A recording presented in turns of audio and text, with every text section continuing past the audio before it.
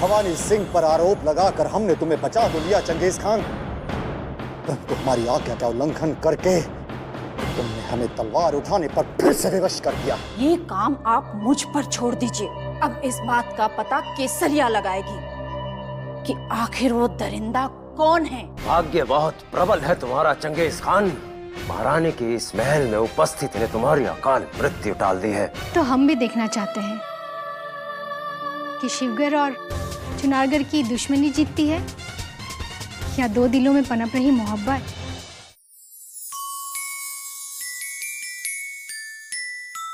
मृणालिनी, हमारे दिल में कुछ कुछ होने लगा। राजकुमारी किशोरी कहाँ है? वो हमसे मिलने कब आएंगी? अब तो हमें भूख लगती है न प्यास, और इस सूने अतिथि गृह में बार बार राजकुमारी के होने का सुखद एहसास होता है। मैं आपसे फिर प्रार्थना करती हूँ युवराज, आप इस विष भरे एहसास को अपने दिल से निकाल कर फेंक दीजिए, नहीं तो इसके गंभीर परिणाम को भुगतने के लिए आप तैयार हो जाइए। क्योंकि आपका ये एक तरफा प्यार महायोद्धा सोमनाथ के दिल में ऐसी आग भड़का सकता है जिसमें आपका झुलसना सुनिश्चित है। तो झुलस जाने दो हमें, परंतु राजकुमारी के वो सुखद एहसास, वो प्यार हम अपने दिल से कभी नहीं निकाल सकते। केवल उसी के कारण हम आज तक शत्रुओं का अपमान और उनकी प्रताड़नाएं सह रहे हैं, क्योंकि हमें राजकुमारी से प्यार हो गया है। युवराज, किंतु राजकुमारी किशोरी आपको प्यार नहीं करती, केवल अतिथि समझकर आपका सम्मान करती है, आपके साथ सहानुभूति रखती है। फिर किस भ्रम में आप अपने प्राणों को संकट में डालने के लिए तैयार हैं? क्योंकि आग दोनों दिलों में लग चुकी है, जिसकी तपिश का मधुर एहसास तुम क्या जानो। ये आप नहीं समझ रहे युवराज कि राजकुमारी किशोरी का सपना देखना आपको कितना महंगा पड़ सकता है। अब भी समय है, आप अपने कदम पीछे हटा लीजिए, वरना पछताने के सिवाय आपको कुछ भी प्राप्त नहीं होगा युवराज। मृत्यु से बड़ा भय क्या है किसी को? यदि राजकुमारी की चाहत में हमें मृत्यु दंड में मिल जाए तो हमें कोई गम नहीं। जिसे मृत्यु का भय नहीं, उसे समझाना ही व्यर्थ है। रुको,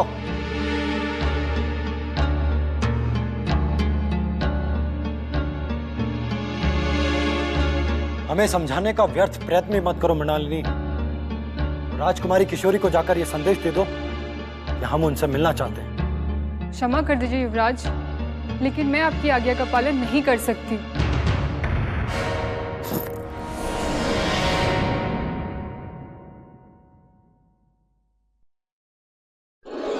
मृणालिनी,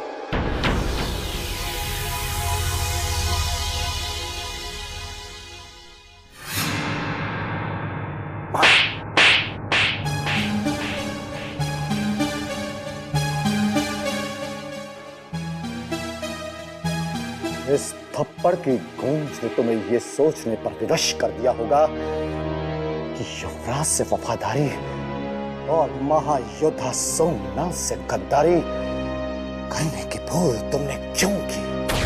ये आपने सोच भी कैसे लिया कि मैं आपके साथ विश्वासघात करके शत्रु युवराज का साथ दूंगी? या नहीं, बल्कि अब भी दे रही हो। हमसे हमारे प्राण छीनना चाहती हो? क्या तुम जानती नहीं कि हमारे प्राण उस राजकुमारी के दिल में बसते हैं और तुम उस दिल में युवराज की जगह बनाना चाहती हो? अतिथि युवराज ने राजकुमारी किशोरी के दिल में जगह बना ली है हुजूर। राजकुमारी किशोरी भी उनसे प्यार करने लगी है, लेकिन इसमें मेरा क्या कसूर है? उनकी चाहत का कसूर है। नहीं, ये नहीं हो सकता मृणालिनी, नहीं हो सकता। ये हो चुका है हुजूर। राजकुमारी किशोरी के दिल में उनके लिए बहुत प्यार है, नहीं तो वो अतिथि युवराज को उनके नाना श्री की अकाल मृत्यु का समाचार देकर उनके साथ उनका दुख न बांट रही होती। झूठ झूठ बोल रही है तुम। स्वयं को महायोद्धा सोमनाथ के कहर से बचाने के लिए असत्य का सहारा ले रही है। यदि आपको मेरी स्वामी भक्ति पर संदेह है तो मुझे भी जीने का कोई अधिकार नहीं है। निकालिए अपने मयान से तलवार और उड़ा दीजिए मेरी गर्दन।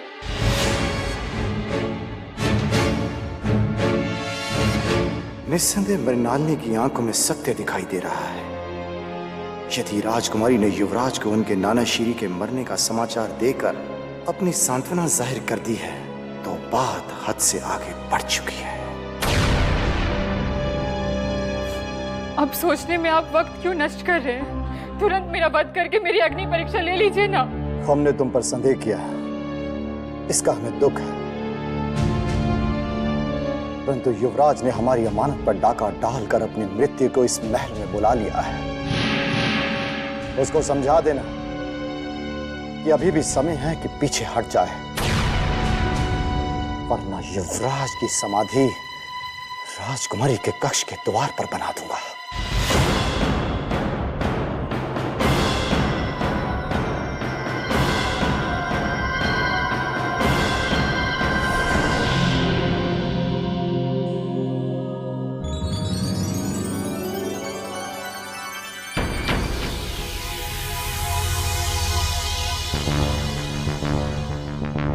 राजकुमारी किशोरी, लगता है वो युवराज की कक्ष की ओर ही आ रही है।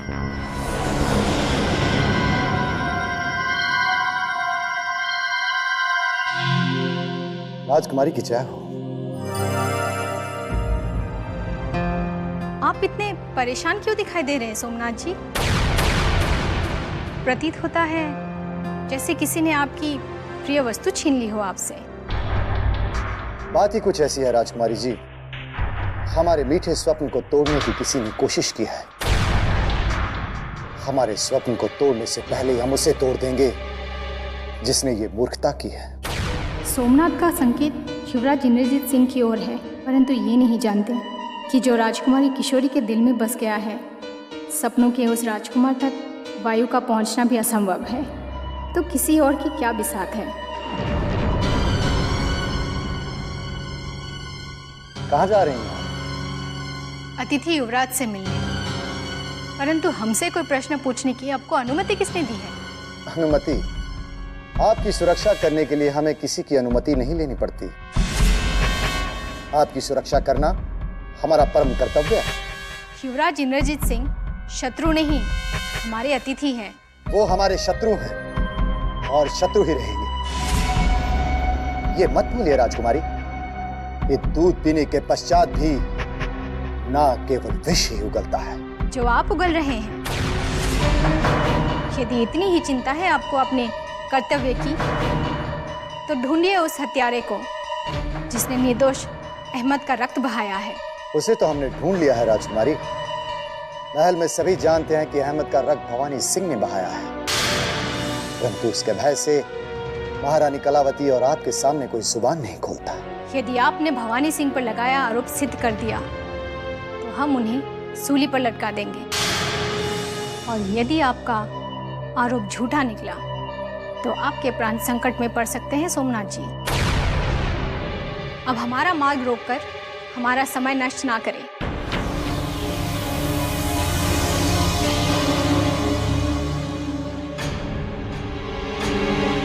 महायोद्धा सोमनाथ की कुंडली में विधाता मृत्यु का योग लिखना भूल गया है, इसलिए चिंता तो तुम युवराज की करो जिसकी चिता हम कभी भी जला सकते हैं।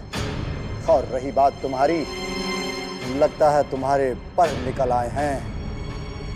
महायोद्धा सोमनाथ का जब जी चाहेगा उसे काट देगा। उड़ लो, जितना उड़ना है उड़ लो।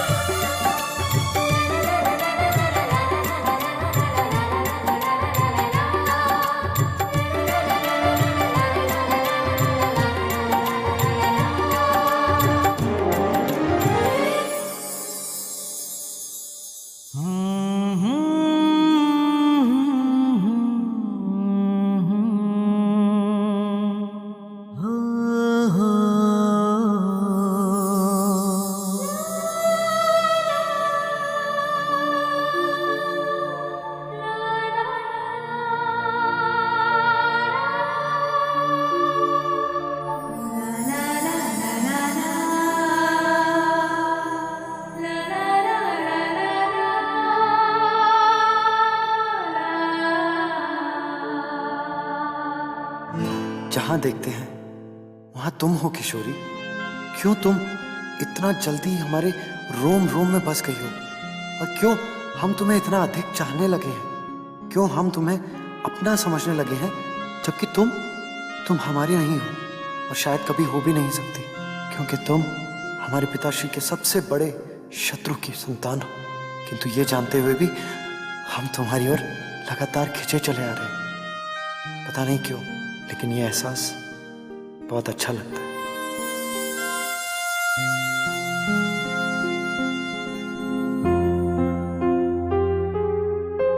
युवराज के मुख पर छाई बेचैनी हमारे लिए उनके दिल में छिपी किसी चाहत का सबूत है, या एक बंदी होने का दुख?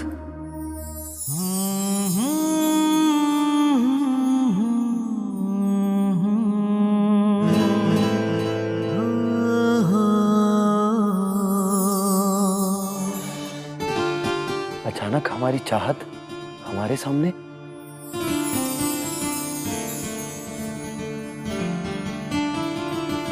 राजकुमारी किशोरी, आप, हमारा दिल आपको कब से याद कर रहा था, और अचानक आप हमारे सामने आ गए। जब हमें कोई दिल से याद करता है तो हम स्वयं ही खींचे चले आते हैं युवराज। किंतु हमारे आने से पहले आप इतने बेचैन क्यों दिखाई दे रहे थे? हम आपको जी भर के वो हम ये कहना चाहते थे कि हमारे माता पिता को जो चुनारगढ़ संदेश भिजवाया गया था उसका अभी तक उत्तर नहीं आया है। हमें तो लगता है कि महायोद्धा सोमनाथ ने कहीं संदेश चुनारगढ़ भिजवाया भी है या नहीं। अब आपका संदेश ही नहीं, हमने स्वयं भी आपके साथ चुनारगढ़ चलने का निर्णय कर लिया है युवराज। हम तुरंत जांच के आदेश जारी कर देंगे युवराज। यदि आपका संदेश आपके माता पिता तक ना पहुंचने देने का किसी ने षड्यंत्र किया है तो वो अवश्य दंड के भागीदार होंगे। और कोई समस्या हो तो कहिए युवराज।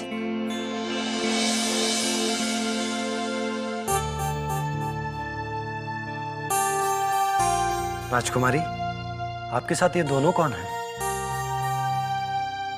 हम दोनों राजकुमारी जी की सखियां हैं। मैं शीला और ये संध्या।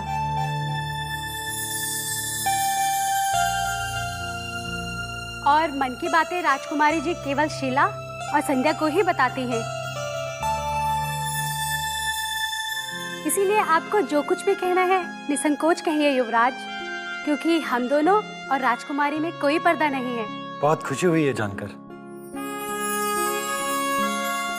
परंतु एक बंदी किसी को क्या कह सकता है? बंदी नहीं, आप राजकुमारी जी के सबसे प्रिय और विशिष्ट राजअतिथि हैं युवराज।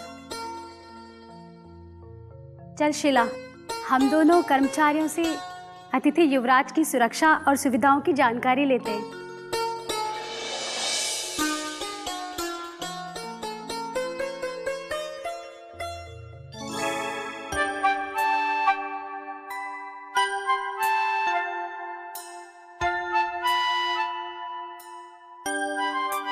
युवराज, आप कब हमारे बंधन से मुक्त होकर अपने राज्य लौटना चाहेंगे? कभी नहीं किशोरी, हम सदा सदा के लिए तुम्हारे मन मंदिर में बस जाना चाहते हैं, उसी में बंदी बनकर रहना चाहते हैं, परंतु इन महल की दीवारों से कहीं दूर भी जाना चाहते हैं।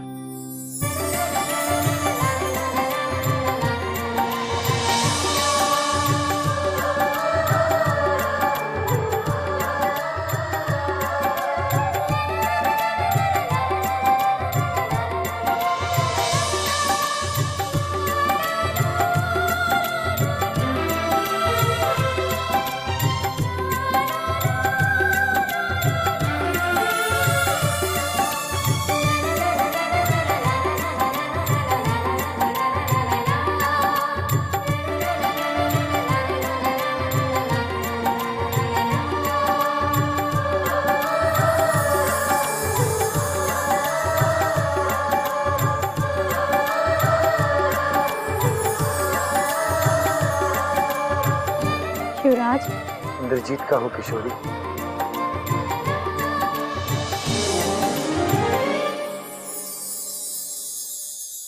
क्या सोच रही हैं राजकुमारी? यही कि जो हम सोचते हैं वो कर क्यों नहीं पाते हैं। मतलब जब हम समझ जाएंगे आपको अवश्य समझा देंगे। अपना ध्यान रखना।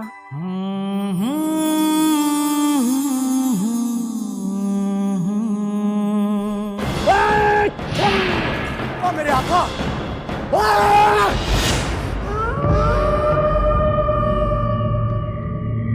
मेरे आका, अगर गुलाम के खून के छींटे आपकी शमशीर की प्यास बुझा सकते हैं तो बेशक आप गुलाम का गला काट दीजिए, मगर अपना खून जलाकर अपने ऊपर जुल्म मत कीजिए, नहीं तो मेरे आका चंगेज खान का कलेजा फट जाएगा। तुम्हारा रक्त बहाने से यदि हमारी चाहत हमारे दिल के करीब आ जाती तो हम तुम्हारी गर्दन पे झिझक काट देते। युवराज के महल में आ जाने से राजकुमारी किशोरी हमसे बहुत दूर चली गई है, बहुत दूर। अगर शहजादी आलिया आपसे बहुत दूर चली गई है तो कसम खुदा की दुश्मन शहजादा भी कायनात से बहुत दूर चला जाएगा। ये चंगेज खान आपके सर पर हाथ रख के कसम खाता है कि शहजादे का खून तो क्या नाखून तक चबा जाएगा। आप बस हुक्म कर दीजिए मेरे आका। नहीं चंगेज, नहीं। ना चाहते हुए भी हमें युवराज की रक्षा करनी पड़ती है, जिसके दिल की और राजकुमारी किशोरी खिंची चली जाती है। अब तो वो बार बार राजकुमार के कक्ष में उससे मिलने जाती है, जिसको हम कभी सहन नहीं कर सकते। जिसे मेरे आका पसंद नहीं करते उसे उसका गुलाम चंगेज खान कैसे बर्दाश्त कर सकता है। मेरे आका, मौका अच्छा है। महाराज शिवदत्त के महल में आने से पहले ही उस दुश्मन शहजादे का सर उसके धड़ से अलग कर देते हैं। आप सिर्फ हुक्म करें। बार बार हमें उत्तेजित मत करो चंगेज खान। यदि समय से पूर्व हमारे हाथों से युवराज मारा गया तो उसका सबसे बुरा परिणाम हमें ही भुगतना पड़ेगा। नहीं मेरे आका, नहीं। भुगतना तो उस दुश्मन शहजादे को पड़ेगा जिसने आपकी मोहब्बत पर डाका डाला है। कसम खुदा की, जब महाराज शिवदत्त को यह पता चलेगा कि उनके दुश्मन का बेटा उनका दामाद बनने के ख्वाब देख रहा है तो वो शहजादी आलिया के सामने ही शहजादे को कत्ल कर देंगे। अब चाहे छुरी खरबूजे पर गिरे या खरबूजा छुरी पर गिरे, दोनों सूरतों में कटना तो खरबूजे को ही है। हम सांप का सर अवश्य कुचलेंगे, परंतु उसे तड़पा तड़पा कर। जितना वो तड़पेगा उतने ही हमारे कलेजे को ठंडक पहुंचेगी। हम उसको ऐसी जगह मारेंगे जहां पानी तो बहुत होगा परंतु पिलाने वाला कोई नहीं।